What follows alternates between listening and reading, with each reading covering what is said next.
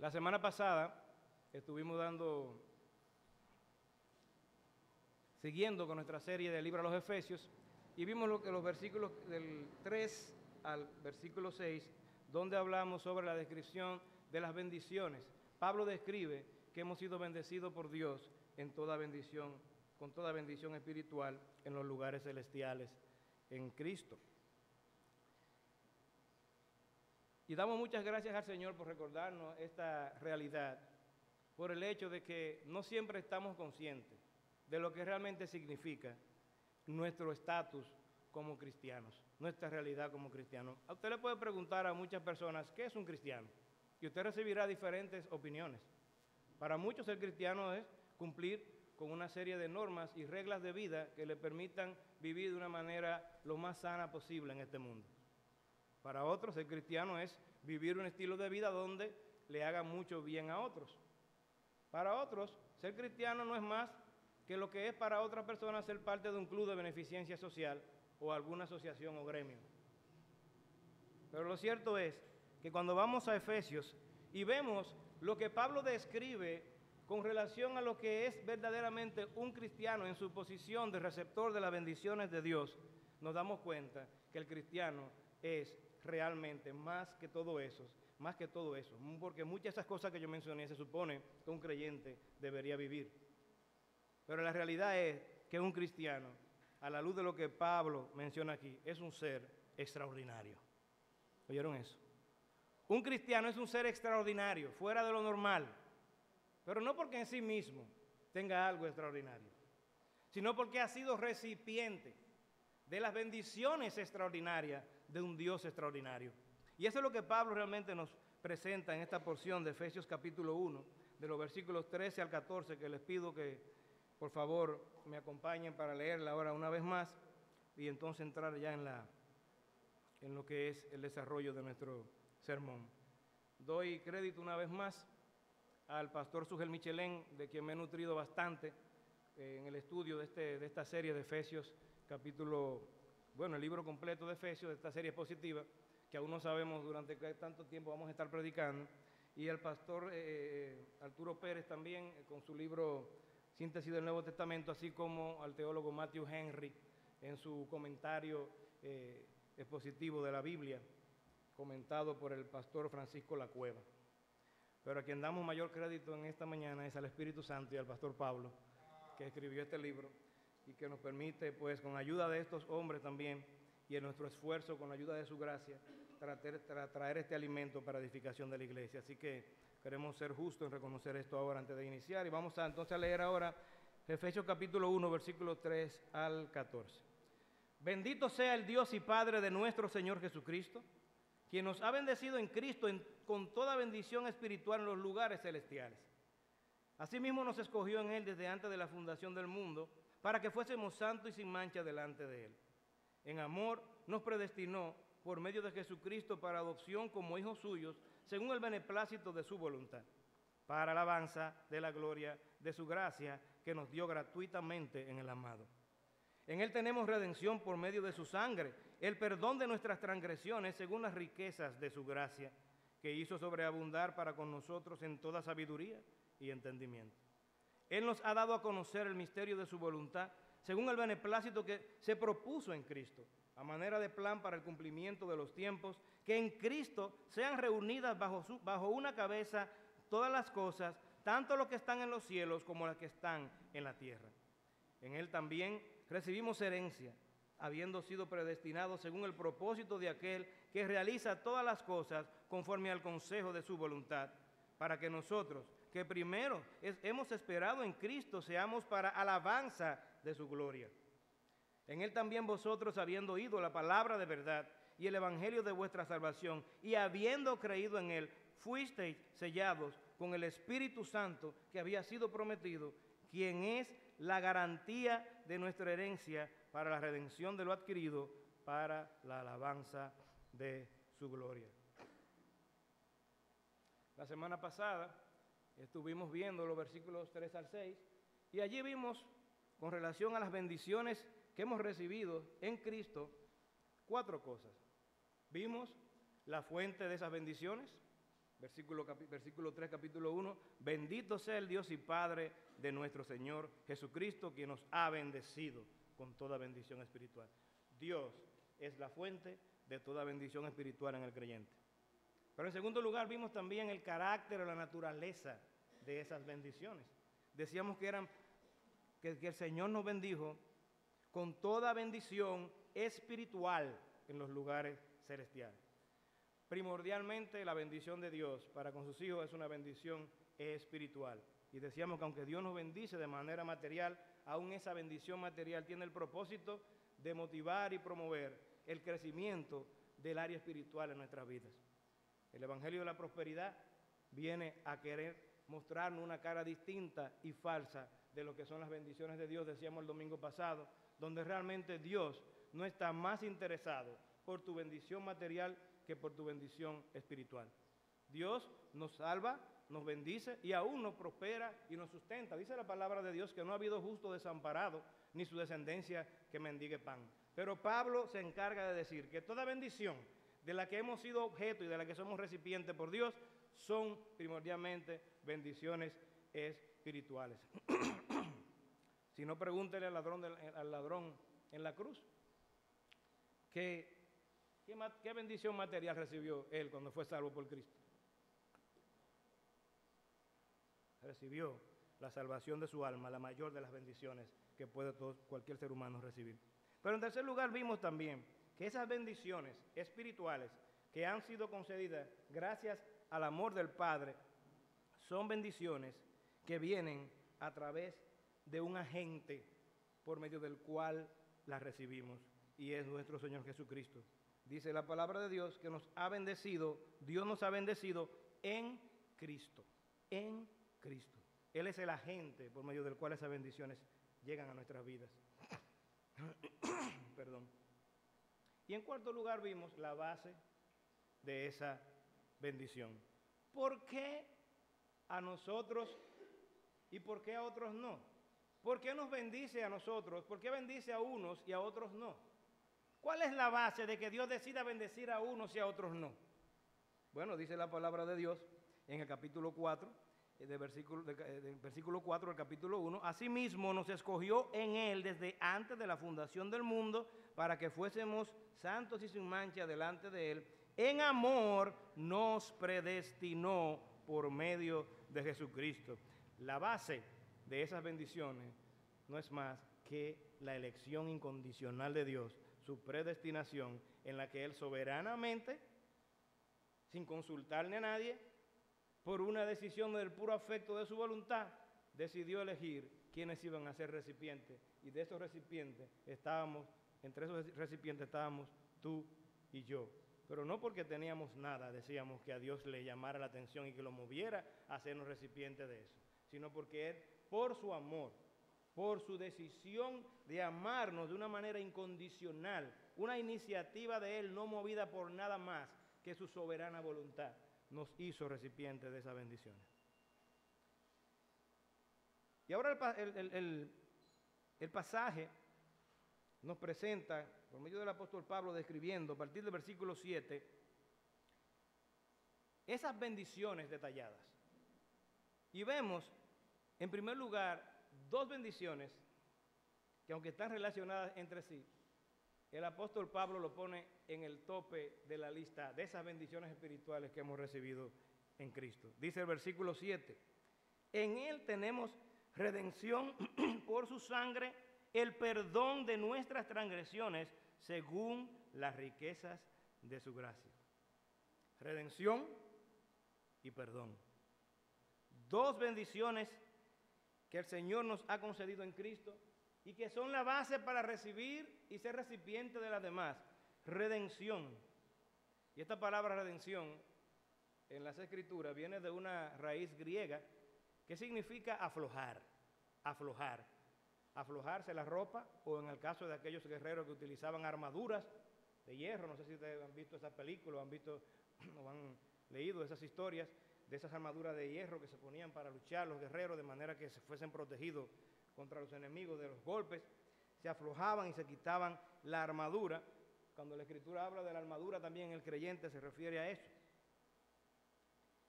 Y el Señor nos muestra esta palabra a través del apóstol Pablo en el contexto de lo que es una liberación. Nos liberamos, cuando nos aflojamos de la ropa, de la armadura, nos estamos liberando de algo. Pero también la palabra redención se utiliza en el contexto de una libertad relacionada con la esclavitud. En el pasado una persona se hacía esclava o era reconocida esclava por 3 razones. Número 1, si nacía de padres esclavos. Esa persona estaba destinada a ser esclavo por ser hijo de esclavos. Pero en segundo lugar, una persona era considerada esclava o se esclavizaba cuando una nación o un pueblo conquistaba al otro. Y esa nación que era conquistada entonces pasaba a ser cautiva del pueblo que lo conquistó, esclavos de ese pueblo.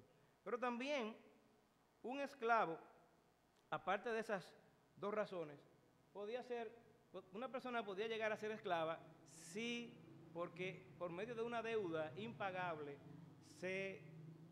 voluntariamente se ofrecía como esclavo de su deudor, de la persona a la que le debía, de su acreedor. Así que por nacimiento, por conquista y por deuda, podía una persona ser esclava. Y ¿sabe algo, hermano, hermana? Tú y yo caemos dentro de esas 3 categorías espiritualmente. Porque tú y yo, antes de haber conocido a Cristo, éramos esclavos por naturaleza, nacimos siendo esclavos del pecado, por naturaleza éramos hijos de ira, lo mismo que los demás, pero también estábamos esclavos del pecado y Él era nuestro rey, estábamos esclavos por conquista del pecado, dominando y controlando nuestra vida. Dice la palabra de Dios que los designios de la carne son enemistad contra Dios porque no se sujetan a la ley de Dios, ni tampoco pueden. Cristo mismo se aseguró de recordarles a los fariseos cuando presumidamente querían achacarse o endosarse de manera presumida su paternidad de Abraham. Le dijo, no, vosotros sois hijos de vuestro padre el diablo. Por naturaleza, por nacimiento y por conquista del pecado somos esclavos. Pero también somos esclavos del pecado. Somos esclavos también porque tenemos una deuda grande con Dios. Tenemos una gran deuda con Él. El pecado nos ha puesto en una posición de deberle todo a Dios sin poder pagar esa deuda. Y la redención implicaba que viniese alguien que estuviese dispuesto a pagar la deuda de esa persona, o a redimir o a sacar de la condición de esclavitud a esa persona que por sí mismo no podía ser sacada. Y eso fue lo que vino a hacer Jesucristo. Hermano, hermana, tú y yo estamos esclavos del pecado, sin posibilidad de ser libertados de la esclavitud, de ese verdugo, de ese dictador, de ese rey de nuestra vida, como estás tú, amigo, amiga, en esta mañana. Tú no puedes libertarte por ti mismo. Tú no tienes capacidad, no tienes mérito, no tienes ningún tipo de solvencia moral ni espiritual que te libere de esa esclavitud. Pero Cristo lo tiene todo. Cristo tiene la suficiencia de la gracia y la justicia suficiente para poder liberarte. Y eso fue lo que Jesucristo vino a hacer. Esos esclavos muchas veces eran puestos en mercados donde iban personas a comprar y a pagar el precio para sacarlos y hacerse dueños de ellos. Cristo fue al mercado de esclavos del mundo, te vio allí como una mercancía que no tenía valor, pero que para ser rescatada necesitaba ser pagado un valor y un precio muy alto. Y fue lo que Él hizo, como dice Pablo, que en Él tenemos redención con su redención por medio de su sangre, el perdón de nuestros pecados. El precio de la redención, tuya y mía, fue la sangre del Cordero que fue inmolado en la cruz. Cristo pagó el alto precio, derramando su sangre para comprarte del mercado de esclavos en que te encontrabas. Si Cristo, amigo, amiga, no paga ese precio por ti, nada en lo absoluto puede liberarte de la esclavitud en la que te encuentres. No sé si tú entiendes esa realidad. Ahora mismo tú eres esclavo. Eres esclava del pecado. el diablo reina sobre ti, como rey soberano sobre tu vida, aunque a Dios no se le escapa eso de su control.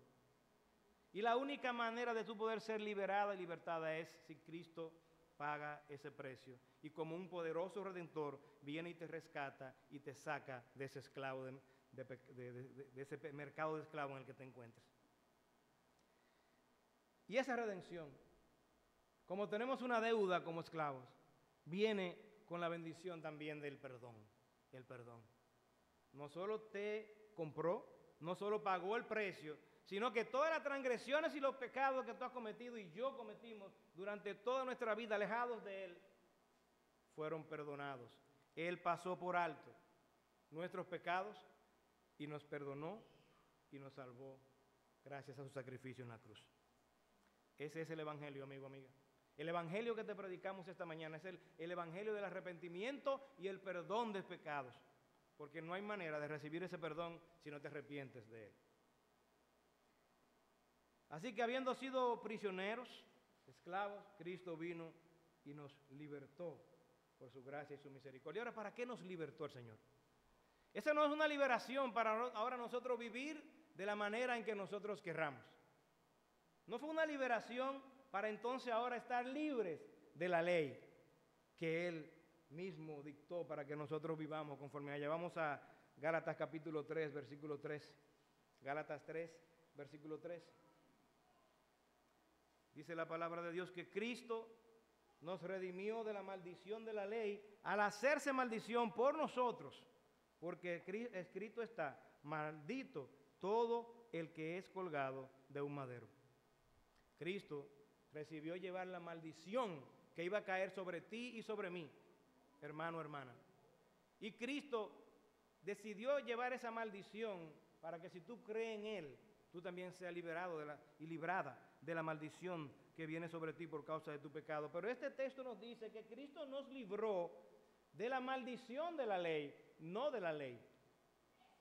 La intención de Dios en todas las Escrituras, con la gracia de Él y con la liberación que viene por Jesucristo, no es que seamos libertados de la ley.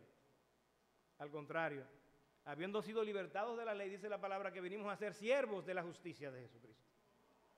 Libertados del pecado para ser ahora esclavos de la justicia. Pero eso es una esclavitud que no se puede comparar con la anterior.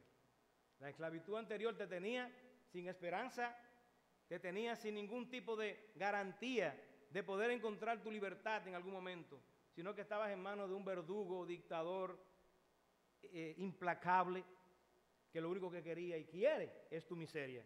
Pero Cristo te liberta para que, siendo libertado por Él, realmente seas verdaderamente libre a través de su verdad. Esa libertad en Cristo no nos hace en lo absoluto libres para hacer lo que nos dé y nos venga en gana. Vamos a 1 Corintios capítulo 6, versículos 19 al 20.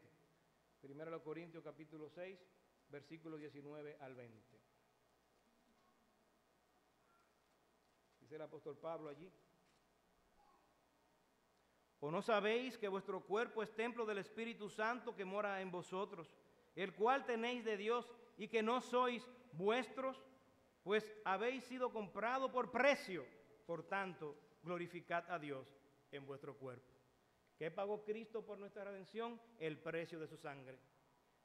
Con esa redención que hizo nos liberó del pecado, de la esclavitud del pecado. Pero nos liberó para que ahora nosotros vengamos a ser siervos de Él. Y pagó el precio para que nosotros recordemos que no nos pertenecemos a nosotros mismos ya. Hermano, hermana, no te perteneces. Yo no me pertenezco. Ninguno de aquellos por los cuales Jesucristo pagó ese alto precio no se pertenece. Por lo tanto, tú no tienes derecho a vivir tu vida de la manera en que a ti te venga en gana o como mejor te convenga en algún momento en tu vida. Nosotros tenemos tristemente esa tendencia perversa y mala de buscar siempre nuestra conveniencia cuando se ponen nuestros intereses en contraposición con los intereses de Dios. Y viene el momento en que tenemos que tomar decisiones en nuestras vidas como creyentes. Y tenemos que decidir entre lo que Dios dice y lo que más nos conviene. Y es penoso y triste que muchos de nosotros, porque me incluyo, tomamos muchas veces el camino de preservar nuestros intereses en desmedro de la gloria de nuestro Señor. No, hermanos, el Señor nos salvó para que nosotros viniésemos a ser libertados del pecado para ser siervos de la justicia. Si recuerdan, el apóstol Pablo nos recuerda que en el versículo 4 del capítulo 1, que Cristo nos escogió, que Dios nos escogió en Cristo desde antes de la fundación del mundo para que fuésemos santos y sin mancha delante de Él. Ese es el propósito de habernos salvado. Hermanos, fuimos comprados por precio para que no seamos más esclavos del pecado, pero sí siervos de la justicia. Ahora nos preguntamos, y una vez más, ¿cuál fue la razón? ¿Por qué tanta bendición de parte de Dios? ¿Por qué esa redención? ¿Por qué ese perdón? Versículo 7 dice que en Él tenemos redención por medio de su sangre, el perdón de nuestras transgresiones según las riquezas de su gracia que hizo sobreabundar para con nosotros en toda sabiduría.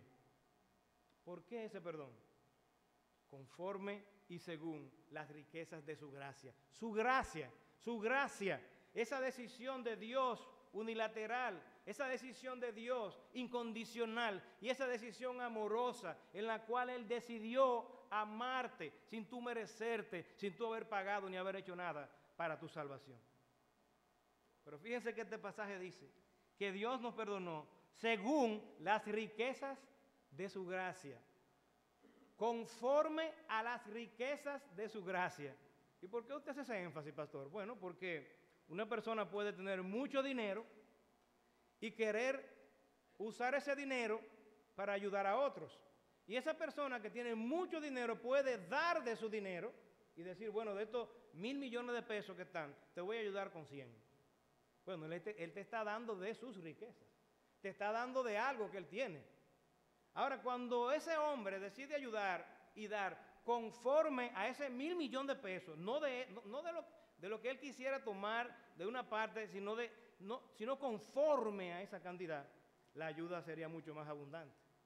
Dios, su gracia con la que nos amó y nos salvó, fue una gracia que nos fue concedida de una manera que, como veremos, es sobreabundante, pero fue conforme a su riqueza.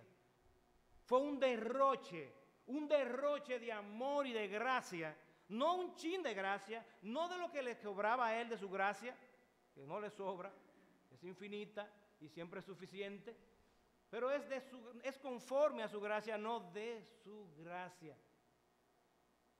Cuando vemos la parábola del hijo pródigo, de aquel hijo ingrato, que habiendo tenido todo con su padre, decidió adelantarse y querer probar con la herencia que le correspondía y que debieron haberle dado luego de que su padre muriera, conocer las dichas y los goces del mundo. Ese joven, todos conocemos quizá la historia aquí, se fue, ese hijo, desperdició, desparramó todo y regresó a la casa de su padre humillado. Y su padre lo recibió con abundante amor y misericordia. Si ustedes se fijan, cuando el hijo pródigo regresa, no vemos que el hijo pródigo pide perdón. Al principio, el padre ni siquiera lo dejó hablar. El padre lo abrazó y lo besó y se echó a su cuello. Y luego él dijo, Señor Padre, he pecado contra el cielo y contra ti. Yo no merezco ser llamado ni siquiera hijo tuyo. Tenme como uno de tus siervos. El padre fue sobre él. Y aún antes del hijo arrepentirse, ya el padre había tenido el corazón dispuesto para amarlo y para recibirlo y perdonarlo de nuevo. Pero aquí lo grande de todo esto es que alguien dijo una vez, el pastor Timothy Keller, que ministra en la ciudad de Nueva York en un lugar muy, muy difícil, que esa parábola no debería llamarse esa historia, la historia del hijo pródigo, sino la historia del Dios pródigo. Porque pródigo significa derrochador. Y ahí lo que pasó no fue que el hijo derrochó esos chelitos y lo gastó, sino lo que se ve grande es ese derroche de amor, ese desborde en sobreabundancia de amor y gracia del Padre hacia él. El Dios pródigo, el Dios que te predicamos en esta mañana. Hermano, Dios derrochó en abundancia. La copa tuya rebosa de gozo porque Dios da en abundancia, sobreabundantemente de su gracia para que tú puedas disfrutar de su amor. Porque Él es un Dios así, derrochador de amor en favor de los pecadores y amigos. Dios tiene suficiente gracia para ti en esta mañana. Dios quiere derramar esa gracia sobre ti. Dios quiere que tú experimentes estas bendiciones de las cuales estamos hablando, la redención y el perdón de pecado. Y esta mañana tú puedes recibirla, pero Dios te pide que te arrepientas de tu pecado. Dios te pide que venga y te reconcilies con Él. ¿Qué esperas? ¿Necesitas más tiempo para pensarlo? He aquí el día aceptable. He aquí la hora de salvación. Arrepiéntete, cree en el Señor Jesucristo y serás salvo. En este día, ahora, ahí sentado donde tú estás. Dios quiere bendecirte, Dios quiere derramar tu gracia sobre ti. Pero parte de la bendición que vienen como dentro del paquete de las bendiciones espirituales, y que Dios, conforme a su voluntad soberana y conforme a sus riquezas en gracia, nos concede de manera sobreabundante, vienen también acompañados de una gran bendición. Dice que el Señor, en el versículo 8, hizo sobreabundar esa gracia para con nosotros en toda sabiduría y entendimiento. Toda sabiduría y entendimiento. Hermanos, como cristianos, tenemos la gracia y la misericordia de Dios de poseer la capacidad de conocer las cosas a fondo, más profundamente que las personas que no tienen a Cristo. Usted puede conocer muchas cosas en la vida y no tener ningún tipo de efecto de eso que usted conoce. Por ejemplo, usted ve a los científicos, y los científicos conocen mucho del mundo, del universo, de la creación, de los planetas y de muchas otras cosas. Pero ¿a qué le mueve el conocer esas cosas? A envanecerse.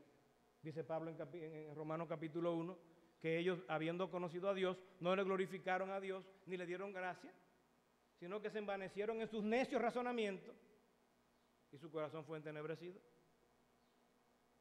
Pero el cristiano, cuando mira la creación, cuando mira la gloria que manifiestan las obras de la mano de Dios en el mundo, dice como el salmista, cuando veo los cielos, obra de tus dedos, la luna y las estrellas que tú formaste, digo yo, ¿qué es el hombre para que te acuerdes de él?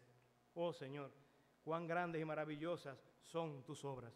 El cristiano tiene la capacidad de ir más allá de donde va el hombre con el conocimiento, el hombre promedio con el conocimiento que recibe, y puede llegar más allá de simplemente conocer. Puede sacarle provecho al conocimiento que Dios le da a través de su verdad y a través de las cosas que Dios creó. Y con esto te digo, hermano, Dios te ha capacitado con toda sabiduría e inteligencia a la luz de este texto, porque como dice, Él nos ha dado a conocer el misterio de su voluntad según el beneplácito que se propuso en Cristo. Hermano, hermana, tú y yo estamos continuamente en momentos donde tenemos que tomar decisiones en nuestra vida. Decisiones diarias normales que son parte de la rutina de nuestra vida, desde que nos levantamos hasta que nos acostamos, y decisiones que son decisiones contingentes. Pastor, pero usted tira como algunas palabritas, explíqueme eso. Una contingencia es algo que ocurre que usted no está esperando y que demanda una decisión y una acción rápida. Vino un terremoto. Hay una contingencia. El gobierno tiene que tener un plan de contingencia cuando hay un terremoto, o planes de contingencia para los huracanes que vienen tanto y pasan por nuestro territorio. La vida cristiana está continuamente llena de contingencias. Y se te presenta una situación donde tienes que dar respuesta en sabiduría a eso que te pasó. Llega tu esposo enojado, incómodo porque tuvo un día terrible en el trabajo. Y ahí estás tú afanada, también explotada, acabada de pasarte un día bregando con los muchachos. 2 enfermos, otro que no quiere comer y otro que no aparece, que se va y siempre llega después que el papá llega para entonces empeorar la cosa porque lo encontró fuera en la calle. Y llega el esposo y explota en ira. Ahí está la hermana siendo probada y teniendo que recordar todos aquellos pasajes de la palabra que nos recuerdan que debemos de ser mansos y humildes como nuestro Señor. Eso esperamos que sea así, pero todos sabemos que muchas veces reaccionamos, explotamos, le falta respeto al marido muchas veces y no ve la soberanía de Dios en todo eso. Viene el hijo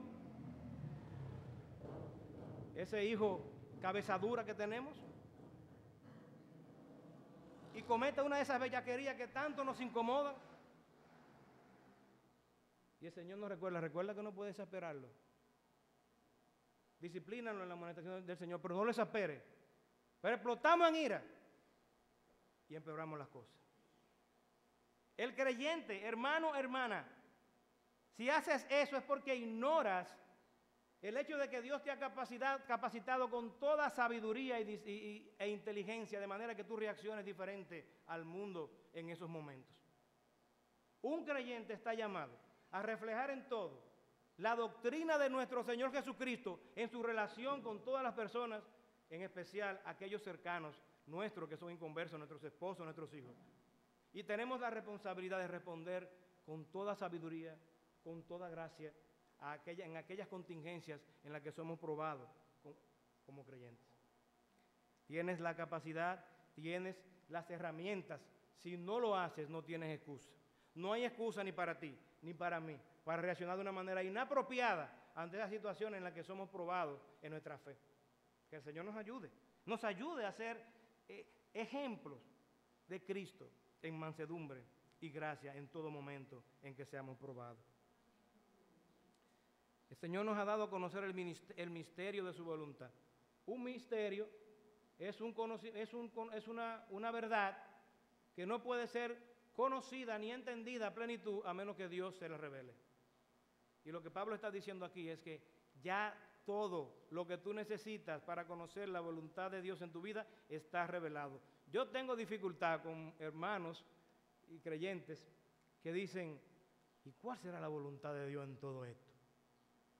Hay que orar a Dios para ver cuál es su voluntad.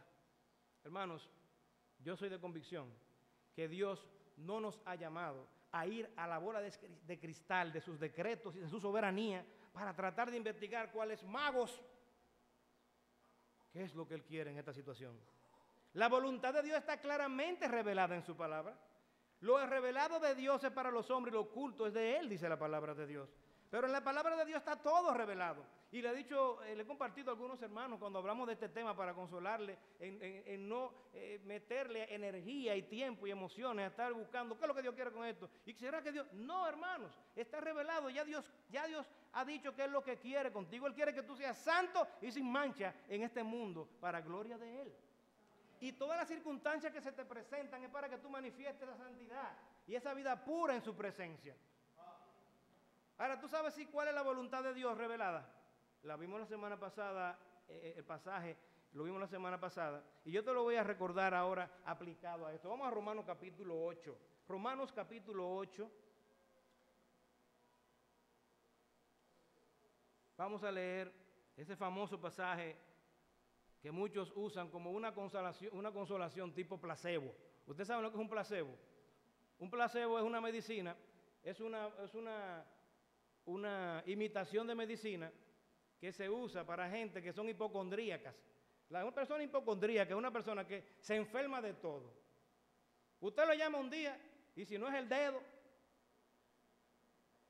hasta el sobaco le duele. Todo. Y tiene gripe. Y una cosa, se siente que no puede salir de una enfermedad. Y ya usted sabe. ¿Usted conoce gente así? Yo conozco gente así. Y una ñoñería y una cosa. Ay. Hay gente que son así, hermanos, ¿saben para qué? Para llamar la atención y para que todo el mundo gire alrededor de ellos. A esa gente hay que ayudarle, hay que sacarla de que no, el mundo no gira alrededor. Usted está girando junto con todo el mundo alrededor de la voluntad de Dios que está expresa en su palabra. Y es lo que dice Romanos capítulo 8, versículo 28. Y sabemos que Dios hace todas las cosas. Sabemos que Dios, esta traducción es un poquito diferente, pero es el mismo sentido. Se lo voy a leer como ustedes la conocen. Y sabemos que a los que aman a Dios, todas las cosas les ayudan a bien. Esto es lo que yo quiero que ustedes ahora lean bien. A los que conforme a su propósito son llamados. Usted no dice a esta gente, no te apures, que todo le obra para bien a los hijos de Dios. Tranquilo. Y ahí estás tú creyendo que ese cobrador que te tiene, ya tú sabes, al garito, tratando de cobrarte esos chelitos. Y tú desesperado, desesperado. Y viene un momento y dice, no te apures, que todo obra para bien. Y tú estás imaginando que el Señor va a hacer que te llame el primo de Estados Unidos y te va a llamar en la tarde y te va a dar los chelitos así como por arte de magia. Mira, te tengo unos dolaritos aquí para que pagues la deuda que tú tienes. No, eso no es obrar para bien. Eso no es lo que la Escritura dice. Porque siempre relacionamos las bendiciones de Dios con lo material. Esta bendición de que todo ayuda para bien no tiene nada que ver con nada material cuando tú estás en medio de las pruebas. Dice que Él hará que todas las cosas obren para bien a los que son llamados conforme a su propósito. O sea, esas cosas van a obrar para que ese propósito se cumpla en tu vida. ¿Y tú sabes cuál es el propósito que Dios quiere que se cumpla en tu vida, amado hermano, amada hermana? Lee conmigo el versículo 29. Sabemos que a los que antes conoció, también los predestinó. ¿Para qué? Oigan aquí el propósito. Para que fuesen hechos conforme a la imagen de su Hijo. Ese es el bien que va a obrar en todas las cosas que Dios permita en tu vida. La imagen de Cristo siendo formada día tras día en tu vida. Hermano, eso es mejor que los chelitos que te manda el primo para resolver la deuda que tienes con el cobrador. Es parecerte más a aquel con el cual tú vas a estar por toda la eternidad. A aquel que quiere utilizarte aquí para que hombres y mujeres puedan ver a través de ti el reflejo de su imagen y de su gracia y puedan llegar al conocimiento de Jesucristo con tu testimonio de santidad, con tu testimonio de entrega y piedad para su gloria. Así que no nos engañemos creyendo que ese bien es material.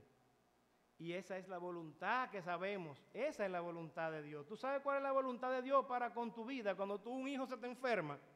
¿Tú sabes cuál es la voluntad de Dios para con tu vida cuando tu esposo está que no hay quien lo aguante?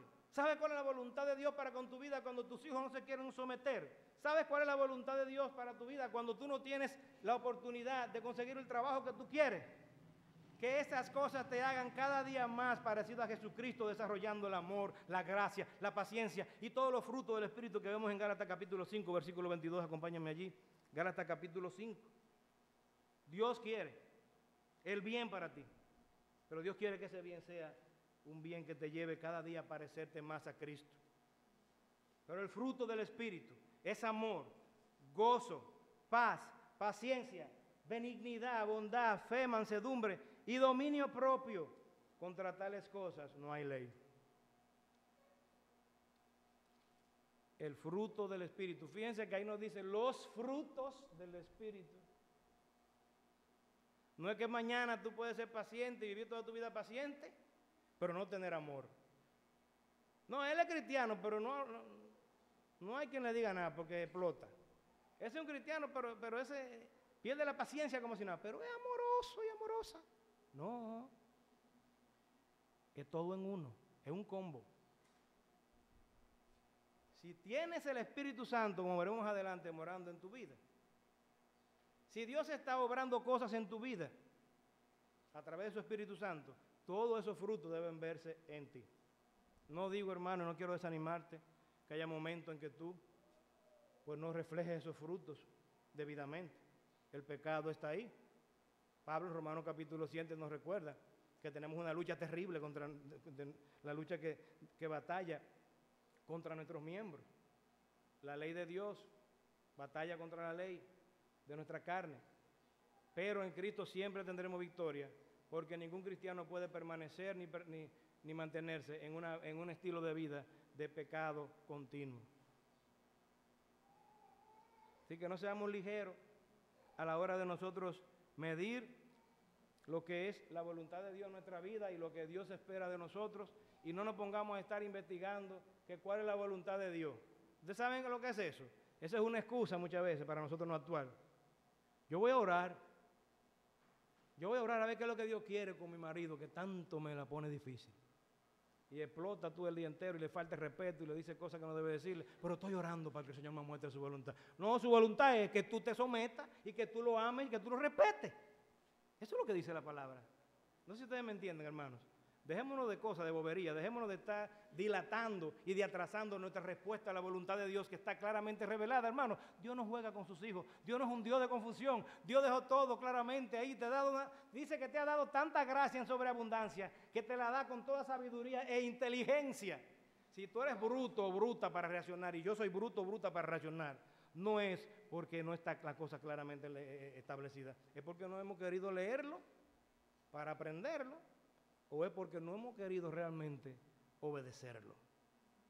¿Me entienden, amados hermanos? Ya es muy diferente cuando te vengan las dificultades y tú empiezas ahora a decir, ay, ¿qué es lo que Dios quiere conmigo? No, hermano, Dios quiere que tú reflejes el carácter de Jesucristo en ese momento. Es así. ¿Tú no ves? Qué fácil es. No es fácil hacerlo, pero es fácil entenderlo. Hermano, no te vuelvas loco, no te vuelvas loca. Refleja a Cristo en tu vida, en cada decisión, en cada contingencia que venga sobre ti. El versículo 10 nos dice ahora algo sumamente interesante. Todo esto, todas estas bendiciones que Dios nos ha dado en Cristo Jesús, tienen un propósito. Dice que Dios lo hizo a manera de plan de cumplimiento, para el cumplimiento, que en Cristo sean reunidas bajo una cabeza todas las cosas, tanto lo que están en los cielos y las que están en la tierra. El propósito de Dios bendecirnos es que se cumpla en nuestras vidas el reinado de Él, de manera que todo, incluyéndonos nosotros y todo aquello que existe, sean sometidos bajo los pies de Él. El propósito de esa bendición no eres tú ni somos yo.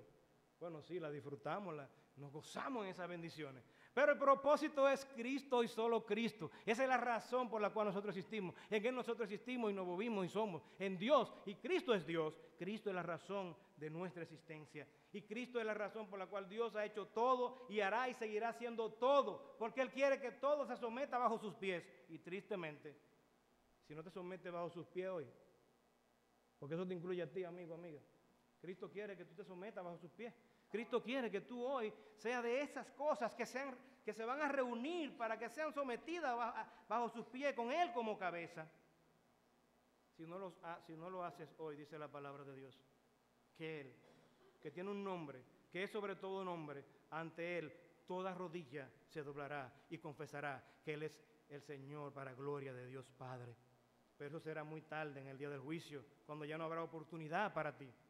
No hay que esperar. Amigo, amiga, sométete a Cristo, sométete a su señorío, entrégale tu vida, no solamente lo recibas como tu Salvador.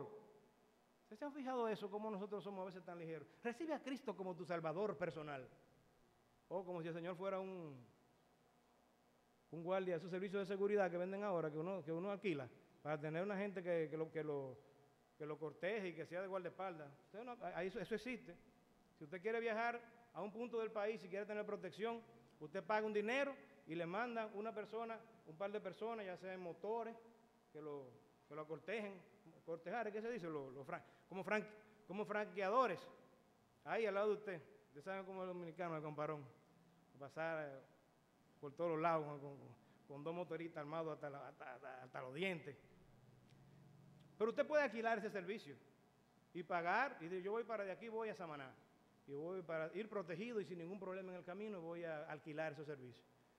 Y usted tiene una seguridad personal, un security force, le llaman. Fuerza de seguridad. Pues cuando nosotros te decimos que recibas a Jesucristo, no te estamos pidiendo que lo recibas como si fuera un security force, el salvador del infierno nada más. Te estamos diciendo que lo recibas como tu Señor, como tu Salvador, pero como tu Señor. Predicar a Cristo solamente como Salvador es venderlo como un producto de salud para tu vida nada más, y no como aquello que tú necesitas como aquel que tú necesitas para someterte, para que en esa obediencia entonces tú conozcas más a plenitud tu propósito en este mundo y en esta vida. Cristo debe ser recibido como el Señor, no solo como el Salvador, como Salvador y Señor de tu vida. Y Él, si no lo haces hoy, amigo, amiga, te lo digo con mucho amor, algún día tendrás que aceptarlo, pero ya no vas a poder recibir los beneficios que te están ofreciendo y que Él ofrece y que le da a todos que creen en Él en esta vida. Esto que hemos estado viendo, la redención, el perdón de nuestros pecados, la sabiduría, la inteligencia en Cristo. Sino que en aquel día sencillamente y tristemente vas a tener que reconocerlo para recibir no las bendiciones, sino la maldición de la ley contra la cual te opusiste durante toda tu vida y no quisiste de poner tu rebeldía para someterte a los pies de Jesucristo en vida. Aquel día será demasiado tarde. Pero dice el versículo 11 otra bendición. En Él también recibimos herencia, habiendo sido predestinados según el propósito de aquel que realiza todas las cosas conforme a su voluntad, para que nosotros, que primero hemos esperado en Cristo, seamos para la alabanza de su gloria. La herencia. Hermanos, en Cristo, el heredero principal del Padre, nosotros también hemos recibido la herencia. Cristo ha recibido la herencia del Padre con todas las bendiciones y glorias que eso implica. Tú, hermano, y yo, hermana, somos herederos, coherederos juntamente con Cristo. Yo sé que no es tan fácil de entender, pero eso está en la palabra de Dios. Y te digo algo, si tú no sientes ningún deleite ni ningún asombro en este momento, ve a la presencia de Dios y dile al Señor que te ayude a despegarte un poquito más de esta tierra, hermano, hermana. Que eso es lo que nos impide nosotros leer cosas como esta y no reaccionar ante la realidad de que somos herederos de las bendiciones, de la gloria, de las riquezas de Dios. Hermano, ¿qué le hace falta? ¿Qué no tiene Dios? Todo. Todo te pertenece a ti. Todo lo que pertenece a Cristo te pertenece a ti, amado hermano, amada hermana. Eso es una gran bendición. ¿Quién quiere más? O lo que te hace sentir más seguro es la herencia que tú sabes que está luchando por ahí de la tierrita que todavía no te ha salido de tu papá o tu mamá que murieron y todavía eso está pendiente. Tú sabes muy bien que cuando tú te mueras también eso no te lo va a poder llevar. Pero hay una herencia que no te va a poder ser arrebatada. Y déjame decirte, hay herencias que dan una brega de conseguir. Y te dejaron esas 20 tareas de tierra productivas con 40 cabezas de ganado. Y ahí estás tú en los tribunales, 5 años, 10 años, 20 años, 30 años. Y a la funeraria va el abogado que está ya peleando el caso porque te muere y no puede ni siquiera disfrutar. Lo disfrutan los hijos y los nietos y los tataranietos. Porque siempre aparece una gente que dice esa tierra es mía y te muestra el papel. En este país, la tierra tiene 20 dueños. Pero en la herencia de Dios en Cristo no va a pasar eso. Esa herencia está segura y la razón por la que está segura es que dice la palabra de Dios, y léelo conmigo de nuevo, que en Él también, versículo 11, recibimos herencia, habiendo sido predestinados según el propósito del que realiza toda la cosa conforme al consejo de su voluntad. A Dios nadie puede detenerle su mano y decirle qué hace. Él hace todo conforme a su voluntad y nadie puede echar para atrás esa voluntad. Esa herencia está segura, hermano, hermana, está segurísima. Nadie te la podrá arrebatar, esa herencia en Cristo. Ya la tiene, ya la está disfrutando. Los romanos utilizaban los términos en pasado, cuando utilizaban algo en pasado, decir, por ejemplo, tuvimos herencia, dice aquí, ¿verdad? En Él tuvimos herencia. Pero era una manera de hablar de algo que aunque no había ocurrido, es seguro que va a ocurrir. Ya esa herencia es tuya, como leímos en Romanos capítulo 8. Dice que el Señor nos glorificó ya. Y tú estás glorificado, y yo estoy glorificado. No, pero es un hecho la glorificación, porque ya Dios lo prometió y lo estableció y nadie va a hacer que eso cambie. Esa herencia está segura, no como la del mundo. Y dice el versículo 12, hermanos, ¿cuál es el propósito? ¿Cuál es el propósito de todas esas bendiciones? Bueno, el versículo 12 nos recuerda. Para que nosotros, que primero hemos esperado en Cristo, seamos para alabanza de su gloria. De nuevo, todo apunta a la gloria de Dios. Tú serás bendecido, tú serás bendecida, recibirás los beneficios de la salvación. Amigo, amiga que estás aquí, si te conviertes, vas a recibir los beneficios y las bendiciones. Te digo algo, y no te lo voy a decir de una manera como muchos lo dicen de cliché. Es verdad, es glorioso ser cristiano. Hermano, es glorioso ser cristiano. Una sola gente dijo amén y lo dijo chiquitico así. Yo no quiero presionarte a que lo diga, amado hermano, amada hermana. Es glorioso ser cristiano. Hermano, tenemos tantas bendiciones en Jesucristo. Somos seres extraordinarios. no mejores que nadie, extraordinarios. ¿Sabes lo que significa extraordinario? Que no es normal, que no es común. Y somos extraordinarios porque tenemos cosas extraordinarias que vienen de Dios, no porque seamos mejores que nadie aquí. Pero personas que no se lo merecen, vasos de barro que somos nosotros, tenemos dentro de nosotros un tesoro, un gran tesoro, maravilloso y precioso tesoro, la gracia de Dios en nuestros corazones.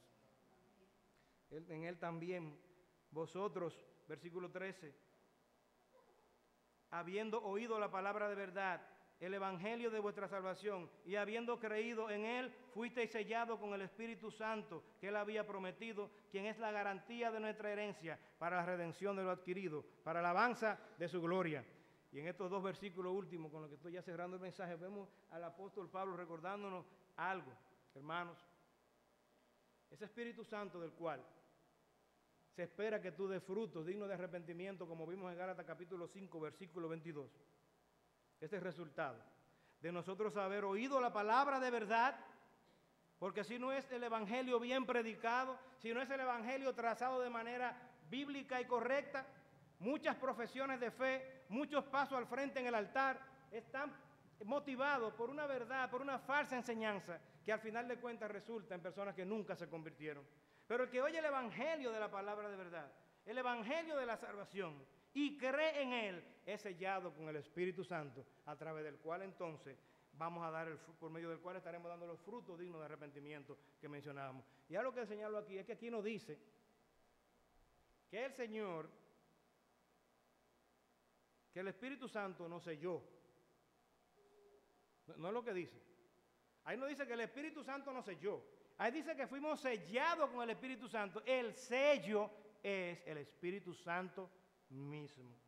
Y ese sello que está en nosotros y que mora en nosotros es la garantía de la herencia que estábamos mencionando.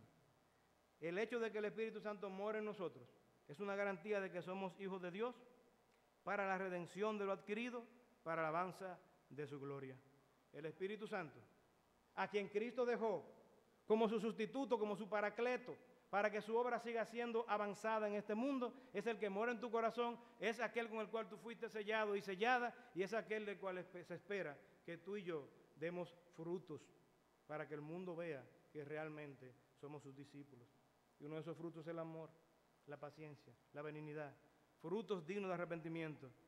No es el hablar en lenguas, no es el tener experiencias místicas que muchas veces caen en el desorden, que parece muchas veces una imitación de lo que hacen algunos de esa gente en la fiesta de palo. Dios puede obrar y creemos firmemente que Dios sigue obrando y que Dios sigue repartiendo esos dones en su iglesia. Quizá nunca veamos una gente aquí, quizá nunca veamos una persona hablando en lengua. Y yo no puedo oponerme a lo que dice la palabra de Dios. Por años creí que Dios había limitado el ejercicio de los dones y que esos dones ya no continuaban en la iglesia. Lamento mucho que muchas iglesias se estén dando un mal ejemplo en el ejercicio de esos dones, y para eso el apóstol Pablo en Corintios capítulo 12, 11, 12 al 14 deja directrices claras. Pero nadie puede demostrar por la palabra de Dios, solamente con argumentos y ridiculizando la mala práctica de algunos, decir que esos dones cesaron. Pero te digo algo, eso no es lo que la Biblia llama el fruto del Espíritu. Eso no es. Los frutos del Espíritu no son hablar en lengua. Alguien dijo, el fruto del Espíritu no es hablar en lengua, es controlar la lengua.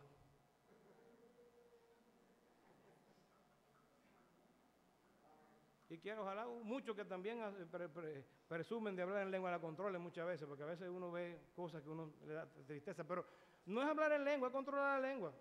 Cuando te venga el dulcito del chisme, de lo que hizo la hermana fulana, el hermano fulano por ahí, que tú supiste, que te enteraste, en vez de empezar a disfrutar eso y comerlo, y entonces después prepararlo en un platico y brindárselo a otro para que disfrute. No, hermanos. Todo hombre sea pronto para oír, tardo para hablar, tardo para airarse. El Espíritu, el fruto del Espíritu en nuestra vida. Y al final vuelve Pablo y nos dice el propósito, para la alabanza de su gloria. Y allí le llevo ya por último a Romanos capítulo 11, versículo 36.